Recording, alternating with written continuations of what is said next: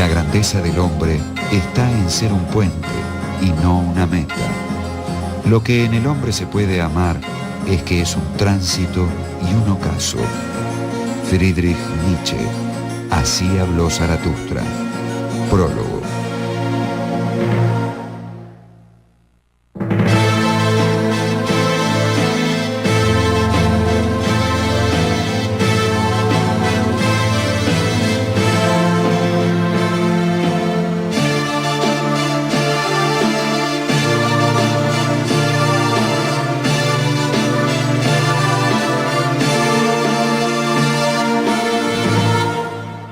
Friedrich Nietzsche.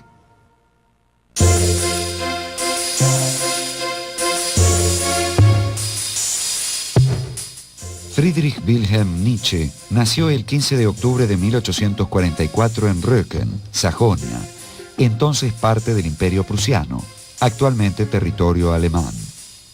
Su padre era un pastor luterano y murió cuando Friedrich tenía solo 5 años de edad. El niño se crió en la casa de su abuela, en Naumberg, con su madre, su hermana y 2 tías. Hasta 1858 estudió en el gimnasium local y luego continuó su formación académica en el famoso internado de Forta. Él es criado en una atmósfera, digamos, religiosa, y como hay una larga tradición en la familia, él es destinado a la carrera eclesiástica. Por eso, después de su educación en Schulforta y en la cuando comienza la universidad, hace un primer año de teología. Pero después de ese primer año, abandona la carrera de teología porque se da cuenta que no es su vocación y decide dedicarse a la filología. Bueno, era un alumno tan brillante que se lo designa profesor en Basilea, su maestro Ritschl, que era un poco su tutor, hace que se lo designe profesor en Basilea sin haber terminado él su carrera, digamos, ¿no? Después de la carrera de filología, su primera inscripción a nivel académico como docente es en la Universidad de Basilea, donde es nombrado con la edad de 24 años, siendo muy joven entonces, es nombrado profesor de filología clásica. Allí está trabajando como docente durante 10 años y a los 34 años se tiene que jubilar por problemas de salud.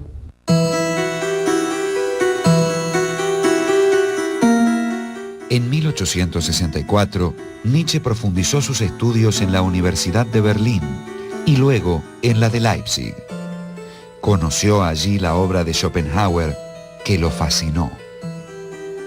El primer texto que Nietzsche lee a nivel filosófico y que lo impacta muy profundamente es el libro El mundo como voluntad y como representación de Schopenhauer, que lo encuentra en una librería de viejo, siendo estudiante en Leipzig, y le produce un fuerte impacto en el sentido en que él considera que sería deseable llevar una vida tal como la que propone Schopenhauer en ese libro. En ese libro Schopenhauer es un autor pesimista en donde ve el mundo como un constante tránsito por el dolor y el hastío, es decir, constantemente estamos tendiendo a lograr determinados objetivos para lograr nuestro placer, pero el logro de nuestro placer nos lleva al hastío, ¿no? Entonces hay un constante movimiento de péndulo entre el deseo del placer y el hastío que provoca.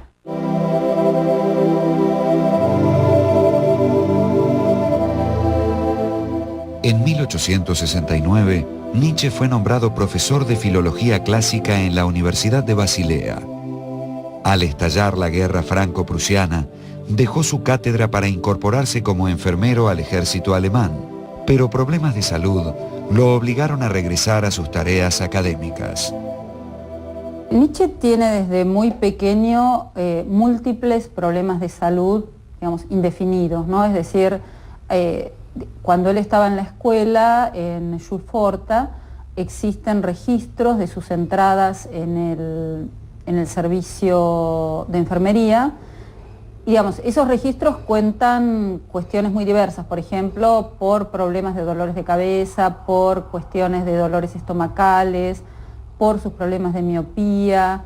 Es decir, continuamente Nietzsche está enfermo, ¿no? Esa enfermedad de Nietzsche es un elemento muy importante dentro de su filosofía, porque él atribuye buena parte de su pensamiento y de la elaboración de su filosofía afirmativa al hecho del intento de superar la enfermedad. En Basilea, Nietzsche conoció al compositor Richard Wagner, a quien admiraba, y que constituyó una influencia sobre él casi tan grande como la ejercida por Schopenhauer. Wagner representaba para el joven Nietzsche la renovación de la cultura alemana a través de su concepción del arte total y del ejemplo de sus altisonantes dramas musicales. Este drama musical wagneriano lo que tiene de interesante es que liga dos elementos fundamentales que considera Nietzsche, que son necesarios para crear una cultura auténtica, porque no olvidemos que aquí el problema es el problema de la cultura, y que son la música y el mito.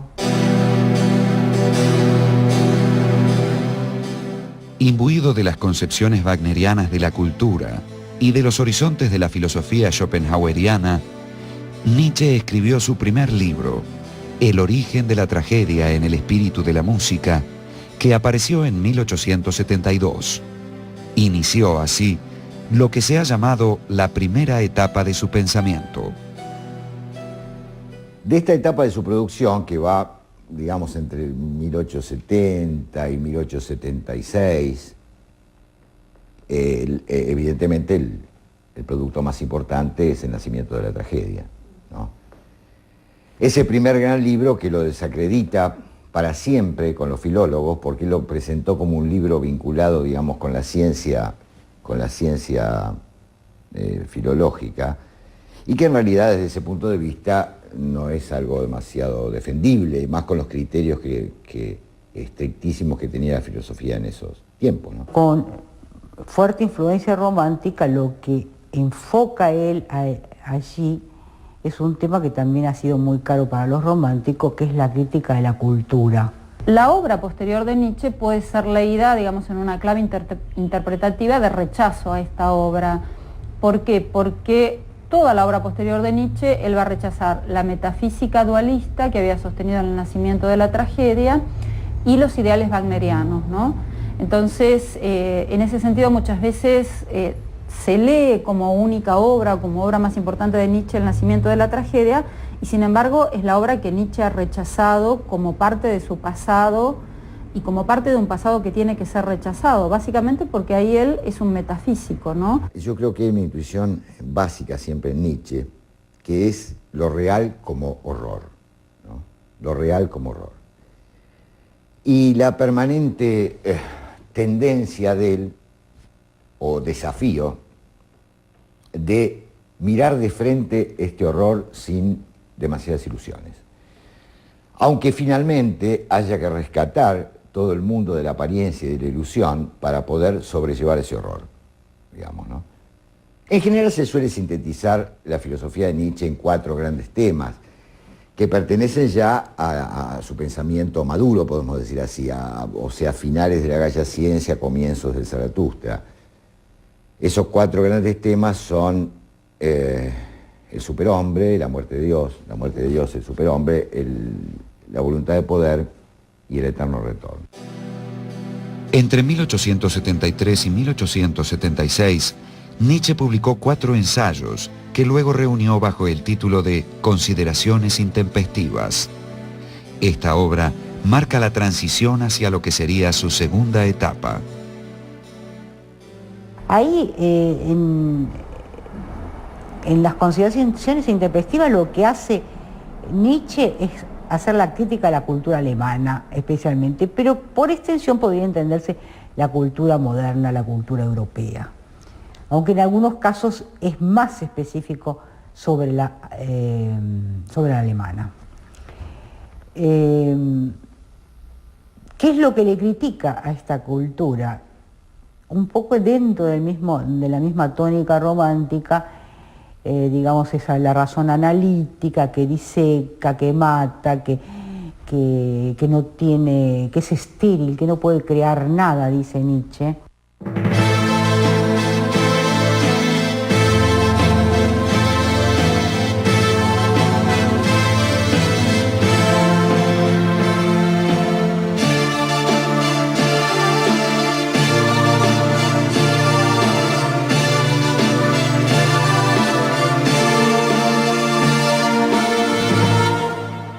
Friedrich Nietzsche.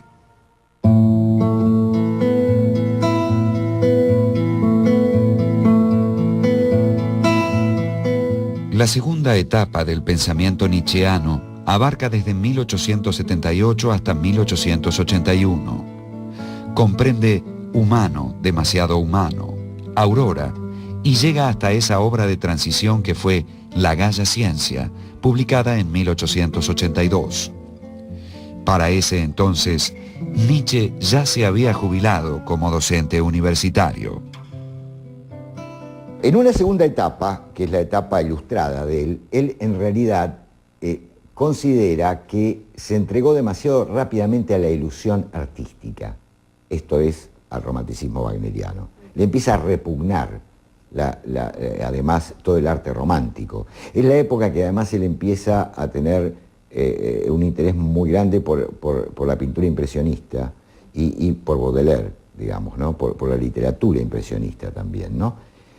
En lo cual culmina, esta etapa culmina en la Gaya Ciencia, en la ciencia alegre, ¿no? Donde él, en la ciencia alegre, da por finalizado toda esta relación, si se quiere, patética, digamos, porque empieza a ver el romanticismo como una cosa patética, en el peor sentido, ¿no? Aquí en la segunda etapa, que es absolutamente iluminista, cientificista y positivista, él reconoce, ya al fin de Humano, demasiado humano, reconoce que es necesario tener dos cabezas, una para lo racional, la verdad fría, etcétera, y otra que caliente, ¿no? Con las pasiones, etcétera, que sería la que corresponde a la religión y al arte. Él había en realidad privilegiado totalmente al arte, entonces en estas obras él suspende esta función redentora del arte, digamos, ¿no?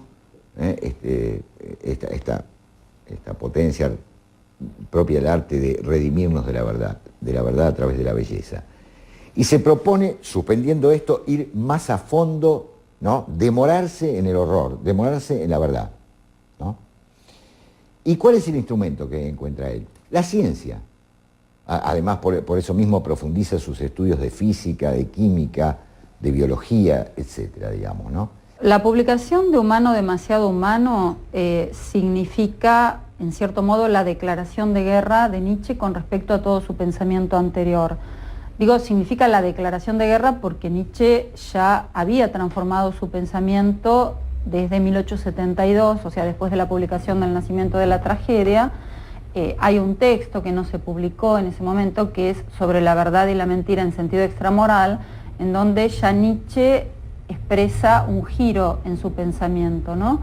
Este giro sobre todo tiene que ver con romper con el mundo metafísico dualista que sostenía en el Nacimiento de la Tragedia. Hace una crítica demoledora que centra sobre todo, más que en la religión y en la metafísica y en el arte, la centra sobre todo en la moral. En estos años, Nietzsche conoció a Lou Andrea von Salomé, que sería el gran amor de su vida. Junto con un amigo común, Paul Rée, deciden vivir juntos en una especie de comunidad de afectos y afinidades intelectuales y artísticas. El experimento duró casi un año. Finalmente, tanto Nietzsche como Rée solicitaron matrimonio a la joven, con lo que terminó la convivencia. Los tres deciden irse a vivir juntos y formar lo que Lou llamaba la comunidad más allá del bien y del mal, que ese es un ideal que ella siempre había tenido, por lo que dicen sus obras, de poder estar en una relación con hombres, en una relación puramente amistosa, en la cual se compartieran lecturas, escritos, etcétera. Que es de hecho lo que hicieron ellos tres durante el tiempo que convivieron juntos. Nietzsche le propuso a Lou casamiento un par de veces, Rée por su lado también, no aceptó a ninguno de los dos, era una gran histérica Lou Salomé, más allá de sus méritos, ¿no? En ese momento una joven de 20 años que después fue amante de Rilke y trabajó con Freud, ¿no? Finalmente. Y está su libro, que no es para nada un mal libro, digamos, ¿no? Escrito ahí por 1896, donde se ve que conocía profundamente el pensamiento de Nietzsche, ¿no? Una intelectual valiosa. En La Galla Ciencia, Nietzsche comenzó a perfilar la tercera etapa de su pensamiento, la que se ha llamado su etapa afirmativa, y que encontró su más alta expresión en su obra Así habló Zaratustra, publicada entre 1883 y 1885. Sus obras críticas de la etapa anterior lo habían conducido al descubrimiento del agotamiento de la civilización occidental judeo-cristiana, que se resumía en la expresión Dios ha muerto. Él empieza, ¿no es cierto?, el libro 3 de La Galla Ciencia, donde por primera vez habla de la muerte de Dios.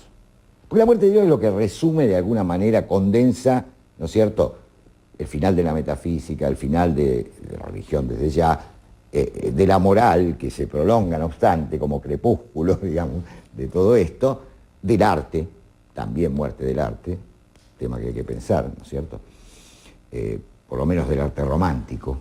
Y Nietzsche, en la expresión Dios ha muerto, quiere referirse al modo en que los grandes valores de Occidente se van deconstruyendo a sí mismos, es decir, por grandes valores de Occidente entendemos la verdad, la belleza, el orden del mundo, el sistema. Entonces, con esa expresión Dios ha muerto, él quiere decir que las grandes totalidades, los grandes ideales, el fundamento de la moral, el fundamento del lenguaje, ya no tienen sentido, ya nadie cree en ellos, y sin embargo siguen operando y siguen ejerciendo una suerte de dominio sobre los hombres. Nietzsche no es nihilista, a veces Nietzsche no es nihilista. Nietzsche descubre, y con mucha nostalgia al principio en Humano demasiado humano, que ese mundo de la tradición, metafísica, moral, artística, religiosa, está acabado. Por eso va como el loco a la plaza, ¿no es cierto?, con el farol en pleno día, y dice, busco a Dios, Dios ha muerto. Y todos se le ríen, por supuesto, y él dice, me doy cuenta que mis contemporáneos no están preparados para este acontecimiento. Pero hasta hay las preguntas que él hace, ¿no? Una que es maravillosa, la pregunta que él hace, ¿quién nos ha borrado con la esponja todo el horizonte? La muerte de Dios es en realidad eso, es la pérdida de un horizonte. Por eso el filósofo posterior a la muerte de Dios tiene que ser un vagabundo, porque es un errante, digamos, porque ya no tiene lugar, no tiene lugar de arraigo. Esto quiere decir de otra manera, no hay más fundamento. Pero al mismo tiempo, esta cuestión de que todo, ya no existe nada, de que todo se ha borrado, que se ha oscurecido el sol, también dice, nos da la oportunidad de lanzarnos a nuevos mares. Empiezan a aparecer las imágenes del mar, de los aventureros, de los navegantes que se lanzan a mares desconocidos, que son muy de esta época, ¿no es cierto?, estas metáforas. Es decir, es lanzarse hacia lo desconocido. Por eso llega la jovialidad, porque muerto Dios es la posibilidad de crear en extenso, ¿no es cierto?, sin límites, ¿no? Nosotros nos transformamos en creadores, nosotros nos lanzamos a territorios desconocidos. En Así habló Zaratustra aparecen los temas característicos de la tercera etapa del pensamiento de Nietzsche: la voluntad de poder, el superhombre y el eterno retorno de lo mismo.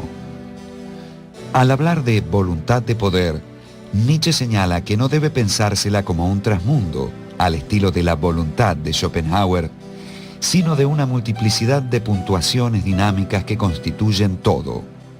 Representa el enigma de las pulsiones y expresa una afirmación radical de la vida. La misma afirmación de la vida, pese a todo, que aparece en la figura del superhombre y en la doctrina del eterno retorno. El superhombre no es un ideal, ¿no? No es un ideal, obviamente. No es una utopía, concepto caro al progresismo. No, porque tener utopías es renunciar a los proyectos, digamos, ¿no? En realidad. Para Nietzsche la utopía es propia de los impotentes, digamos, ¿no? Y en el fondo seguir soñando con un transmundo. Y en el fondo seguir desacreditando este mundo, porque en la medida que nosotros planteamos un mundo mejor que este, estamos desacreditando este mundo y estamos en el nihilismo. Por eso la filosofía de la afirmación del Zaratustra, por eso aquello que dice Nietzsche, que en un esfuerzo supremo tenemos que decirle sí a todo, incluso a aquello que nos destruye. La filosofía de Nietzsche es una filosofía de afirmación de la vida, una filosofía de afirmación de la existencia en todos sus aspectos, ¿no? Es decir, en todos sus aspectos significa lo que podríamos llamar una consideración trágica de la existencia, es decir, ya no podemos retornar a un momento originario, no podemos volver a encontrar un origen verdadero que explique el sentido de todo lo que hacemos, y un poco la tarea del hombre es vivir en medio de esa decisión, en medio de esa ruptura, pero haciendo ese gesto afirmativo. Si ante cada acción yo me planteo si yo estaría dispuesto a hacer eso infinitas veces, probablemente muchas cosas que hago no las hiciera, y muchas que no hago las hiciera, digamos. Si yo estuviera condenado a una inmanencia absoluta, digamos, ¿no? A tener que vivir infinitamente, hacer infinitas veces lo mismo, digamos, ¿no? Entonces, eso puede servir como un imperativo categórico. ¿Qué planteaba Kant? Obra de tal manera que la máxima de tu voluntad pueda convertirse en ley universal de la naturaleza. Bueno, parodiando, Nietzsche le gusta la parodia, parodiando, digamos, el imperativo kantiano, obra de tal manera como si lo que realizas u omites lo tuvieras que hacer infinitas veces. La cuarta etapa del pensamiento de Nietzsche vuelve al planteo crítico.